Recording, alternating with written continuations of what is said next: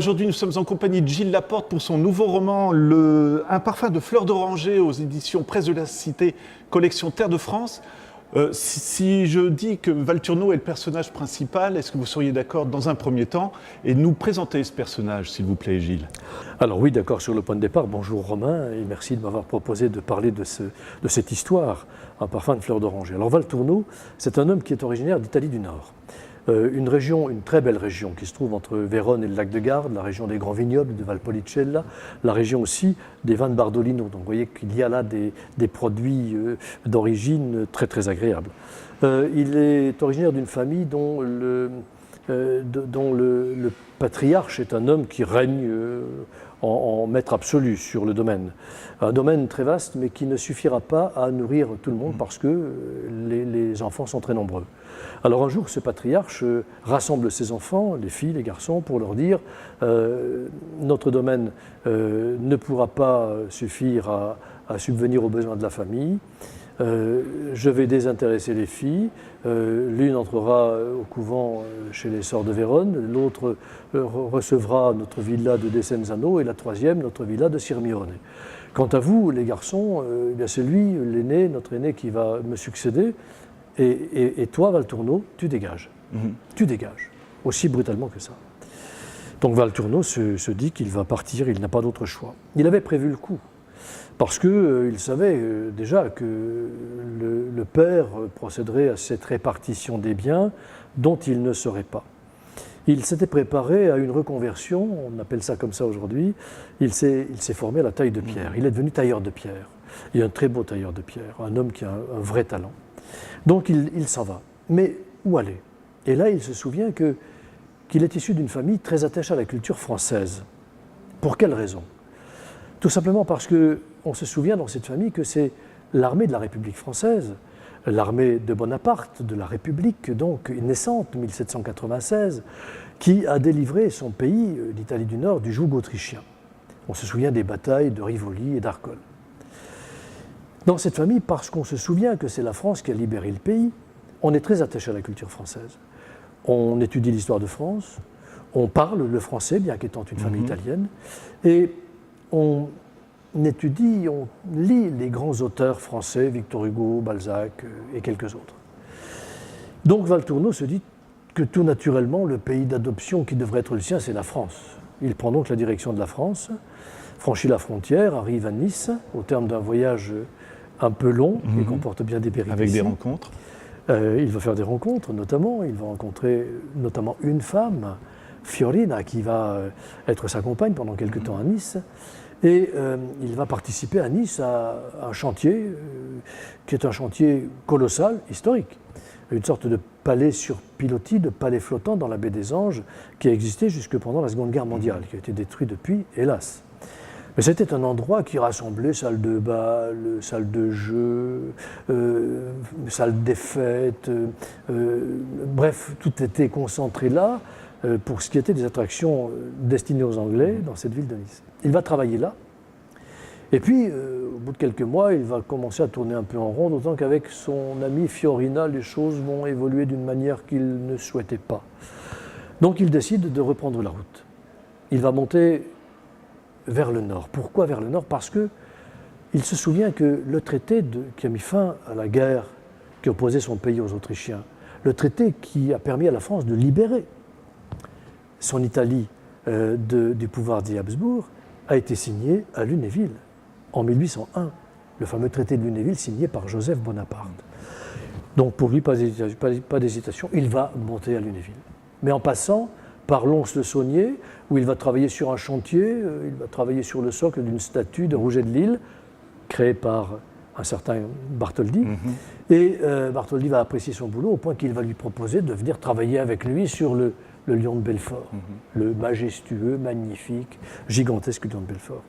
Donc, notre ami Valturno va arriver à Lunéville, en passant par Lons-le-Saunier et Belfort, ayant dans ses basques un gaillard qui s'est rapproché de lui, qui s'est pris de belle amitié pour lui, presque même de fraternité pour lui, Nénès, qui ne le quittera plus. Donc tous les deux arrivent à Lunéville, et là, Valturno va rencontrer une femme qui a déjà une histoire un peu particulière, bien que jeune. Elle est veuve. Son mari est mort il y a quelques mois, assassiné par quelqu'un qu'on n'a jamais retrouvé. Et juste avant de mourir, il a eu le temps de murmurer à sa femme, il était dans ses bras, il est mort dans ses bras, il a murmuré « Mostaganem ». Donc c'est un mystère, on n'en dira pas plus. Comme vous l'avez présenté, si ça ne donne pas envie, je ne comprends pas. Mais ce qu'il y a de passionnant après votre travail d'écrivain, c'est qu'au départ, c'est deux intrigues parallèles en fait. Et ça a dû être assez intéressant pour vous, parce que c'est sur le point de vue dramatique, on amène ces deux personnages à se rencontrer, mais pas tout de suite aussi. Ben, chacun a sa vie. C'est comme dans la vraie vie. Lorsque un homme rencontre une femme, elle a déjà vécu avant et lui a déjà vécu aussi avant. Mais ce qui est intéressant, c'est de voir comment ces vies distinctes peuvent finir par converger. Comment elles peuvent se rencontrer, comment elles peuvent même aller jusqu'à fusionner, ce qui est le cas de nos deux héros. Cette jeune femme est une femme entreprenante, une femme qui sait ce qu'elle veut, qui dirige une entreprise avec son mari assassiné. Elle dirigeait une auberge, le Café des Lilas, qui était une sorte de guinguette dans laquelle on venait passer les samedis et dimanches, on venait y danser au son de l'accordéon. Et puis c'était un hôtel aussi qui était en face du port de la petite ville où ils s'installent, parce qu'ils vont quitter Lunéville, s'installer à Ainville-au-Bois. En fait, en réalité, c'est Ainville-au-Jard. Le canal de la Marnoira passe par là, il y a un port très important avec un trafic très dense, et il y a donc cet hôtel que dirige notre héroïne, la Malou. Et lui arrive, il va l'aider dans un premier temps, et au moment où il va décider de créer son entreprise, il est tailleur de pierre, ne l'oublions pas, elle va décider de l'aider à créer cette entreprise. Donc il va y avoir à la fois la passion, l'amour entre eux, mais en même temps la détermination artisanale et industrielle de gens qui ont envie de réussir quelque chose ensemble. Voilà. Et ce qui est toujours passionnant avec vous, c'est qu'on s'inspire aussi de l'histoire avec un grand H, donc l'immigration italienne, et on voit un petit peu comment ça se passe aussi, l'évolution, comment on se fait accepter, comment on va se faire rejeter aussi quelque temps. Ça aussi, c'est important pour vous, hein, de raconter tout ce passé de la région, mais en général de ce qui s'est passé, quoi. C'est ce qu'ont vécu des dizaines, des centaines, des milliers d'Italiens qui sont venus s'installer en France à la fin du 19e siècle, au début du 20e siècle, jusqu'à la fin de la Seconde Guerre mondiale. On a vu ce flux d'Italiens, comme quelques autres d'ailleurs, de Marocains, de Polonais, de Portugais, qui sont arrivés chez nous en Lorraine et dont l'intégration n'a pas posé de problème. Ça s'est fait d'une façon tout à fait naturelle et paisible. Ce qui est le cas avec notre ami Valtourneau dans cette Lorraine de la fin du 19e siècle et du début du 20e siècle. Oui, j'ai voulu suivre les pas un à un ce qu'on appelle aujourd'hui, d'un mot qui me révulse, un migrant, d'un immigré, je préfère, parce que c'était quelqu'un qui est venu avec l'intention de s'installer chez nous et de se fondre dans la culture française, il y était déjà un peu, et d'adopter notre manière de vivre, nos rythmes de vie, nos valeurs aussi républicaines. Donc j'ai été intéressé par le cheminement de cet homme-là, sachant qu'il était porteur de ces valeurs auxquelles je suis très attaché, qui sont celles de la devise républicaine, la liberté, sa liberté, lui est précieuse. Le sens de l'égalité, on le verra lorsqu'il va créer son entreprise et comment il va traiter son personnel notamment. Et puis cet amour profond, réel, authentique de la fraternité. Est-ce qu'on peut dire aussi qu'il recrée sa vie, parce qu'il y a tout le poids de la tradition, je dirais, avec son père qui lui dit qu'il le chasse, hein, quasiment, et on a l'impression, parce que l'épouse du père se tait pendant cette conversation terrible, et Valtourneau, j'ai l'impression qu'il veut faire tout l'inverse, justement, qu'il veut être compréhensif, qu'il veut montrer qu'on peut vivre ensemble. C'est idiot comme remarque, mais j'ai l'impression que c'est ça, c'est la bonté même, ce personnage. Ce n'est pas une remarque idiote, elle est profondément juste dans la mesure où Valtourneau, c'est vrai, a expérimenté dans sa famille la domination du mâle sur la femme. Et il l'expérimente un peu à sa manière pendant le voyage, j'allais presque dire initiatique, qui va le mener de son Italie jusqu'à la France en passant par Nice. Mais là, les rencontres qu'il va faire vont lui faire prendre conscience que ça n'est pas ça, le vrai jeu qui doit se développer entre un homme et une femme. Et lorsqu'il va rencontrer la Malou, donc cette femme, cette jeune veuve avec laquelle il va vivre une aventure sentimentale et professionnelle très très importante, il va il va tester une autre manière d'être avec la femme, il va devenir vraiment son égal. Il va écouter ce qu'elle lui dit, il va la respecter scrupuleusement, comme elle le respecte aussi. Il va y avoir entre eux des échanges qui sont des échanges de gagnant-gagnant, d'égal à égal. On se soutient tous les deux, hein, c'est vraiment ça, quoi. L'un soutient l'autre et l'autre soutient l'un. Ouais. On est en permanence là. Donc, je parlais de fusion tout à l'heure. On est dans une démarche vraiment commune et intime d'évolution personnelle, sociale, économique et un peu politique aussi. Voilà. Alors on le sait, le personnage féminin dans vos romans est très important. Là, moi, j'en vois trois. Donc il y a Malou, mais il y a aussi Jeannette qui va épouser Nénès. Pour moi, c'est une femme un peu perdue. Après, vous me direz ce que vous en pensez. Parce qu'en plus, il y a un terrible secret qui va se dérouler, mais je ne voudrais pas en parler trop parce que c'est un coup de théâtre aussi, quelque part. Et il y a aussi Blandine à la fin. Trois personnages féminins complètement différents, mais qui couvrent encore une fois l'aspect historique et aussi cette notion de comment on va dire d'humanité aussi, comment chaque personnage peut exister, quoi, tout simplement. J'ai voulu que dans mon roman, les hommes jouent leur rôle et les femmes jouent leur rôle. C'est-à-dire les hommes jouent leur rôle d'entrepreneurs, d'agitateurs d'idées parfois, d'innovateurs, ce qui ne veut pas dire que la femme n'est pas tout ça. Hein. Et la femme joue son rôle de permanence, d'universalité, de générosité et d'amour. Oui, chacun joue son rôle, mais les deux finissent par se confondre. Et on est à l'opposé de la société dans laquelle certains prétendent que nous vivons aujourd'hui, société d'affrontement entre l'homme et la femme. On parle de harcèlement, on parle de violence en permanence entre l'homme et la femme. Cette histoire, et ça n'est pas une histoire que de fiction, elle se rencontre aussi dans la vraie vie, cette histoire-là. Cette histoire montre que les relations sont même le plus souvent très apaisées, sont très souvent de respect de l'un et de l'autre. Voilà ce que j'ai voulu montrer. Alors oui, chacun joue son rôle. La femme est une visionnaire. Est une visionnaire. La femme perçoit des univers, perçoit des perspectives, perçoit des lumières que l'homme ne perçoit pas. Lui est alimenté par des forces, alimenté par des pulsions qui ne sont pas celles de la femme. Les deux finissant par se compléter, les deux regards, les deux visions du monde finissant par se compléter. Est-ce qu'on peut dire, tout le final, moi ça m'a... j'étais énervé par rapport à ce que vivaient les personnages. Est-ce que c'est aussi une observation sur la bêtise humaine, mais est-ce qu'il faut justement le recul pour voir ce qui s'est passé, essayer de ne pas le revivre, mais malheureusement, je pense que l'homme étant ce qu'il est, il réitère constamment ses propres erreurs. Tout ce final, c'est vraiment passionnant, que ce soit les ouvriers qui se mettent en colère, et la guerre. Je n'irai pas plus loin encore une fois parce que c'est un plaisir à découvrir. Mais est-ce que c'est aussi ça, d'essayer de montrer aux gens qu'il y a tellement de possibilité d'éviter tout ça? Est-ce que c'est naïf, mais est-ce que c'est possible aussi? Tout espoir est permis quand on a en face de soi des individus. Toute crainte est à redouter, est à prévoir lorsqu'on a en face de soi des groupes sociaux, lorsqu'on a en face de soi des classes, des communautés. On s'en rend bien compte aujourd'hui. Et il y a là, dans cette histoire que je raconte, dans ce parfum de fleurs d'oranger, il y a d'une part des individus, la Malou, Valtourneau, Nénès, la Jeannette et quelques autres personnages. On peut parler de Tiléon, on peut parler de Victor. Et il y a là des personnages qui sont des individus, même s'ils sont, comme je l'ai dit, en fusion avec d'autres, mais ce sont des individualités très fortes.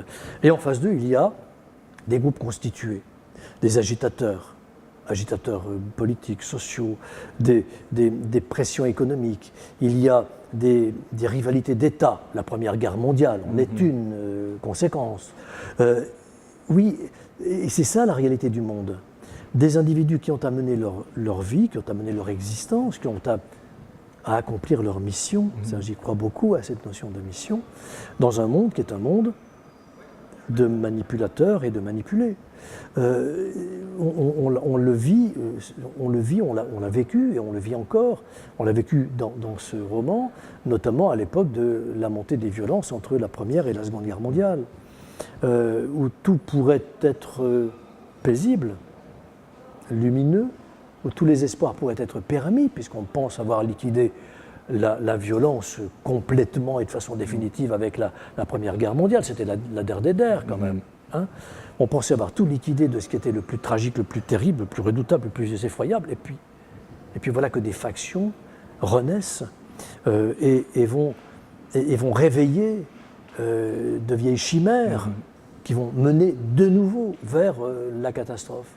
Donc on assiste à ça, on assiste à ces affrontements, les ligues d'extrême droite, les croix de feu, les mouvements humanistes portés par le socialisme de l'époque, incarné entre autres par Léon Blum, qui va faire naître le Front populaire.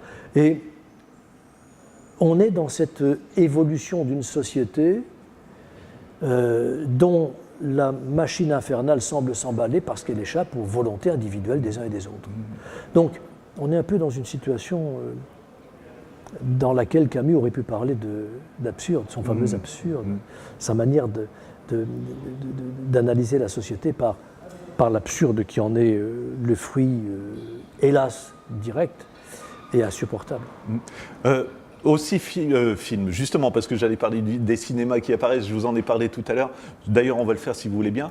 C'est très intéressant, Valtourneau à un moment va monter un cinéma qui s'appellera le Rex, en face la concurrence va monter un autre cinéma, et c'est ce que j'ai découvert avec votre roman, c'est que là-dessus on choisissait la programmation, ça c'est sûr, mais aussi par rapport à ses idées politiques, hein, ça pouvait aller jusque-là.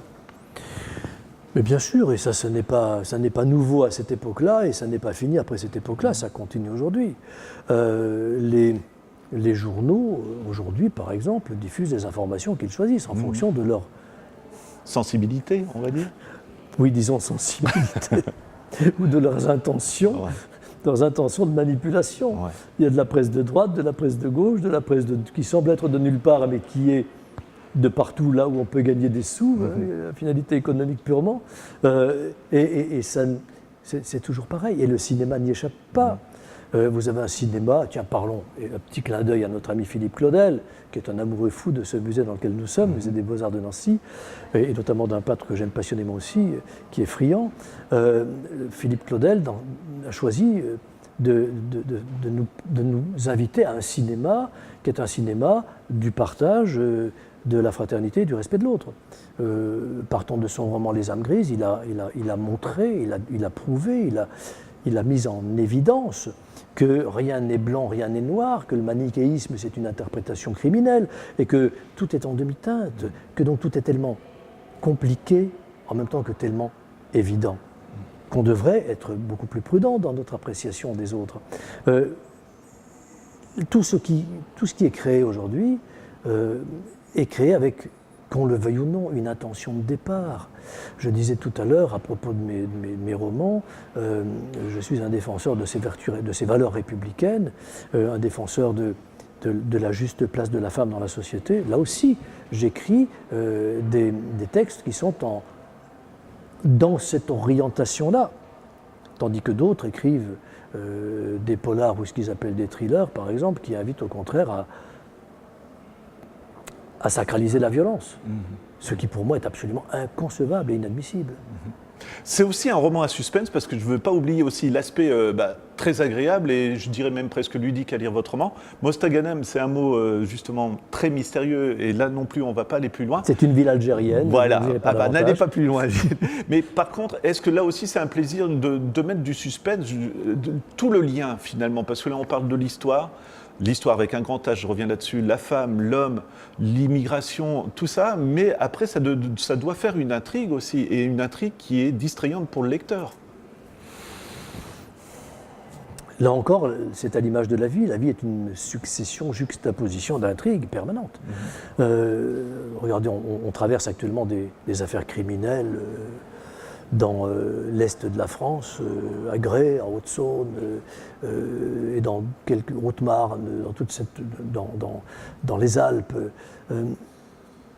il s'agit de véritables intrigues. Qu'y a-t-il derrière? Que se passe-t-il dans l'esprit, dans le cœur de celles et ceux qui sont des acteurs de ces situations-là? Et comment ces situations-là sont-elles interprétées par les médias, on en a dit 2 mots tout à l'heure, et par les individus que nous sommes, qui lisent le journal, qui regardent la télévision et qui écoutent la radio. Dans le roman, c'est pareil. On ne comprend pas tout. Il y a des prises de position, des noms qui tombent, Mostaganem, des situations qui se créent et qui paraissent très, très, très mystérieuses. On n'y comprend rien. Bien malin est celui qui peut expliquer aujourd'hui comment ça s'est passé dans la tête de celui qui a tué la prétendue joggeuse de Grey, par exemple. On n'y comprend plus rien. Et évitons de porter des jugements a priori. Tentons de comprendre davantage, ce qui ne veut pas dire pardonner, ce qui ne veut pas dire excuser, bien évidemment. Hein. Mais là, je prends des situations extrêmes, mais dans la vie de tous les jours, on est amené à être mis dans des situations dans lesquelles nous avons tendance spontanément à prendre position, à juger, alors qu'on ferait mieux de prendre un peu de recul et réfléchir, parce que nous sommes face à une intrigue. Alors, il y a une intrigue dans mon roman, oui, et pas n'importe quelle intrigue. Mostaganem, c'est une ville d'Algérie, et on est à la fin du 19e siècle, on est à la toute fin des grandes opérations militaires de conquête de l'Algérie. Et le gars qui a été assassiné, qui est mort dans les bras de sa femme en murmurant Mostaganem, on apprend qu'il était allé, il a fait partie de l'armée française de conquête de l'Algérie. Donc que s'est-il passé là-bas? Que s'est-il passé là-bas? Voilà. Et comment ce qui s'est passé là-bas va-t-il interférer avec l'histoire de Valtourneau? Ben, j'en dis pas plus. Hein.